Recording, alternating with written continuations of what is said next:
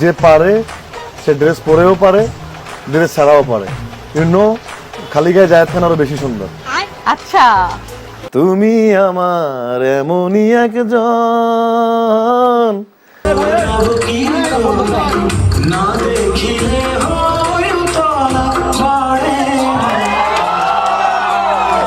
আপনি go to a good একটা good ছেলের কাছে যান।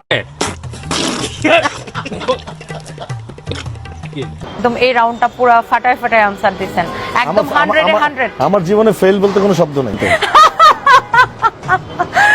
আপনাকে নিয়ে ঘুমাইলে তাদের হাজবেন্ড তাদেরকে ছেড়ে আমার দিত। ছবি নিয়ে ঘুরে এটা ঠিক, বাচ্চাটা সুন্দর হবে সম্ভাবনা আছে অবশ্যই। আর অনেক মেয়েরা তো অনেক আফসোস করে সন্তান যেন আমার মতো হয়, আমার ছবি ঘরে ঘরে থাকুক। আচ্ছা, ঘরে ঘরে জায়েদ খান, ঘরে ঘরে জুনিয়র জায়েদ খান তৈরি হোক। Welcome to back after a few days. Hello guys everyone. আমার প্রিয় শুভাকাঙ্ক্ষীগণ, আপনাদের সকলের প্রতি আমার অন্তরস্থল থেকে শুভেচ্ছা ও অভিনন্দন রইল। আজ আমি আপনাদের মাঝে দেশের কিংবদন্তি অভিনেতা, জনপ্রিয় দিগ্বাজি খ্যাত মিস্টার জায়েদ খানকে নিয়ে আপনাদের মাঝে উপস্থাপন করতে চলেছে, যিনি ভাইরাল করতে নিজেকে ভালোবাসেন, ভাইরাল থাকতেই স্বচ্ছন্দ বোধ করেন। সেই ভাইরাল কখনো বা দিকবাজি দিয়ে, কখনো বা গান গেয়ে, কখনো বা ড্যান্স দিয়ে, আবার কখনো মেয়েদের নিয়ে উদ্ভট কথাবার্তা বলে নিজেকে হ্যান্ডসাম লাভার বই অভিব্যক্ত করে আজ তার প্রতিবেদন আপনাদের মাঝে তুলে ধরব। আপনাকে জায়েদ খানকে তো মানে কোনো সস্তা ইজি গোয়িং মনে হয়? না, কেউ কিছু বলবে না, হুট করে নামে পানির মধ্যে নেমে যাবে এত সোজা। খালি গায়ে জায়েদ খান আরো বেশি সুন্দর। এটা কিন্তু ভাইরাল হতে যাচ্ছে এই কথাটা। সোয়ার আমাকে ঘরে বউ আছে, আমাকে মারবে। আমার তো ঘরে যাওয়াই আছে। এই যে আপনি আছেন, এটা তো তার সৌভাগ্য, রাগ করবেন না। আচ্ছা, এখানে কিছু কোয়েশ্চেন আছে আর বাকি সবকিছু আমার মাথায় আছে। মাথায় তো চুল, তাহলে এগুলো কেমনে থাকলো? জায়েদ খান আছে এখন মাথায়, তাইলে বেঁচে গেছেন। আপাতত যদি জায়েদ খান থাকে, কোথাও আটকাবেন না, একদম খেলা হবে। আপনাকে জায়েদ খানকে তো মানে কোনো সস্তা ইজি গোয়িং মনে হয়? না, কেউ কিছু বলবে না, হুট করে নামে পানির মধ্যে নেমে যাবে এত সোজা। কেন ভয় পাইতেছেন? জায়েদ খানের অভিধানে ভয় বলতে কিছু নাই। যে পারে সে ড্রেস পরেও পারে, ড্রেস ছাড়াও পারে।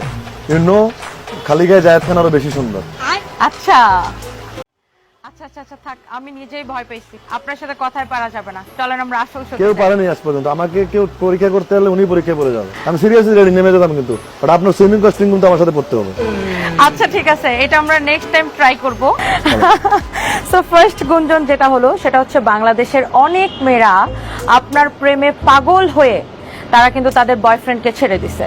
তো তাদের বয়ফ্রেন্ডরা আপনাকে এত বদদুয়া দিছে, এই জন্য নাকি আপনার বিয়ে হয় না। Is it true?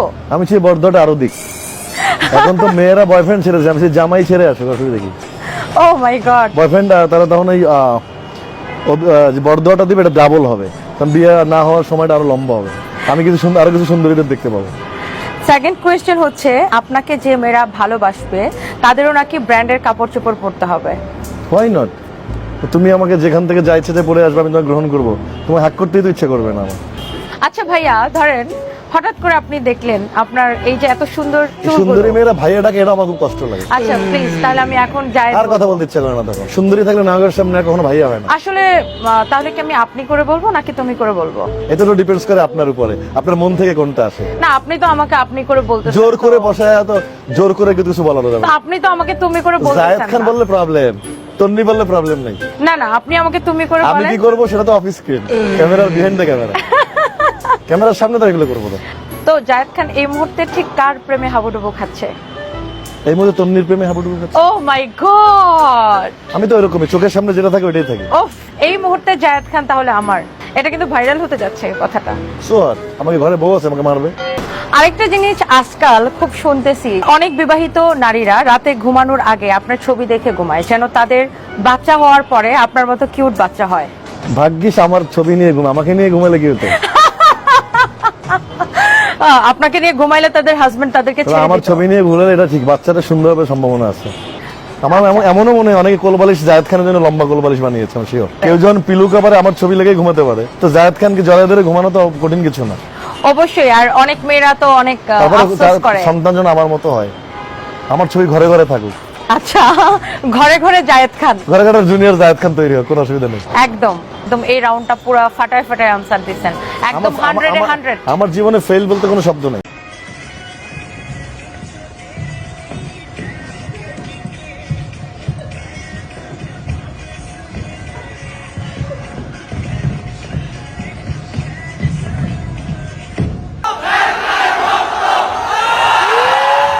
অস্ট্রেলিয়ায় শো করতে গিয়েও মঞ্চের দর্শকদের অনুরোধে ডিগবাজি দিলেন ঢালিউড অভিনেতা জায়েদ খান। 28 এপ্রিল অস্ট্রেলিয়ার মেলবোর্নের টাউন হলে আয়োজিত এক অনুষ্ঠানে জায়েদের সঙ্গে হাজির ছিলেন চিত্রনায়িকা নুসরাত ফারিয়াও। এদিন একসঙ্গে স্টেজে পারফর্ম করে দর্শকদের তাক লাগিয়ে দিয়েছেন জায়েদ, নুসরাত। হল ভর্তি দর্শকের এই অনুষ্ঠানে আলাদা আলাদা করে নিজ নিজ সিনেমার গানের কোলাজের সঙ্গে নাচেন জায়েদ খান ও নুসরাত ফারিয়া। তাদের দুজনের সহশিল্পী ছিলেন শ্রীলঙ্কান, অস্ট্রেলিয়ান ও ভারতের নৃত্যশিল্পীরা।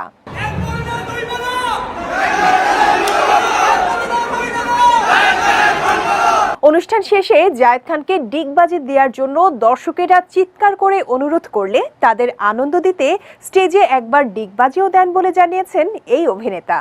এই প্রসঙ্গে অস্ট্রেলিয়া থেকে দেশের একটি সংবাদ মাধ্যমকে জায়েদ খান জানান, স্টেজে দর্শকদের জন্য ডিগবাজির একটি আয়োজন করা হয়েছিল। 3 জন দর্শক এতে অংশগ্রহণও করেছিলেন। তাদের মধ্যে যিনি প্রথম হয়েছেন তাকে পুরস্কৃতও করা হয়েছে। প্রথমবার মেলবোর্নে শো করতে গিয়ে সেখানকার বাঙালি দর্শকদের ভালোবাসায় সিক্ত হয়ে ঢাকায় চলচ্চিত্রের এই নায়ক বলেন, দর্শকেরা আমাকে এতটাই ভালোবাসেন যে অনেক ছেলে মেয়ে আমার ছবি টি শার্টে প্রিন্ট করে সেটি গায়ে দিয়ে আয়োজিত অনুষ্ঠানটি দেখতে এসেছেন। আমার সঙ্গে ছবি তোলার জন্য দর্শকদের আগ্রহ আমাকে সত্যি মুগ্ধ করেছে। আসছে 5 মে নুসরাত ফারিয়াকে নিয়ে সিডনিতে একটি শো করে এরপর 10 মে একসঙ্গে দেশে ফিরবেন, এমনটাই জানিয়েছেন এই অভিনেতা। আপনি গো টু এ গুড একটা গুড ছেলের কাছে যান,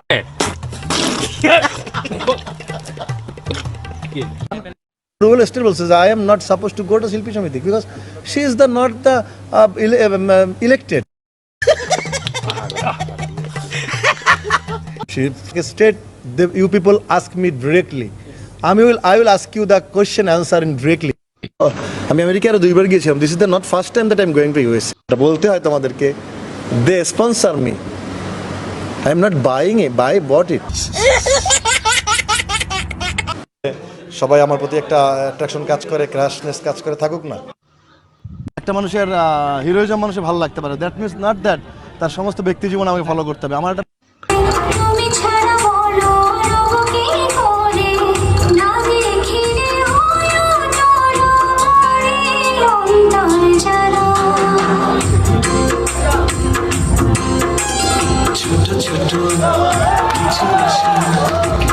জমেছে মনে চুপি চুপি ভালোবাসা এসেছে জীবনে, দূরে গেলে সরে যাই আমি মরে, তুমি ছাড়া বলো যাব কি করে, না দেখিলে হয় তলা বাড়ে।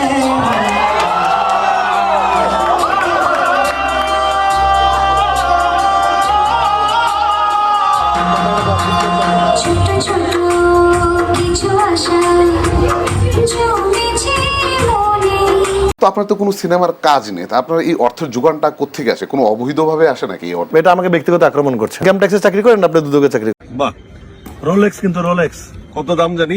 26 লাখ, সাবধানে। ওকে, 1 লক্ষ টাকা হয় না, 50,000 টাকার মতো এই একটা গেঞ্জি, একটা টি শার্টের দাম। ঘড়ির দাম 26 লাখ আর টি শার্টের দাম 50,000।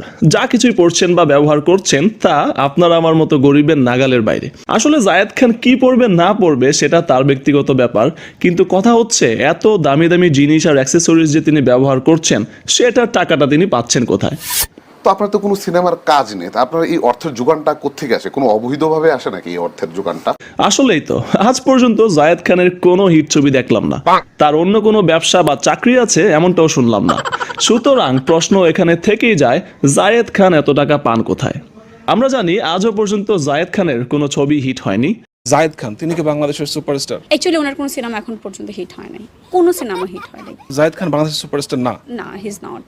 যদিও জায়েদ খান এটা মানতে সম্পূর্ণ নারাজ। তার মতে যতটা ছবিতে তিনি অভিনয় করেছেন প্রত্যেকটাই ব্যবসা সফল। জায়েদ খানের লাইফস্টাইল থেকে এটা স্পষ্ট প্রতীয়মান হয় যে তিনি অত্যন্ত বিলাসী জীবনযাপন করেন এবং তা করতে গিয়ে তিনি প্রচুর টাকা খরচ করেন।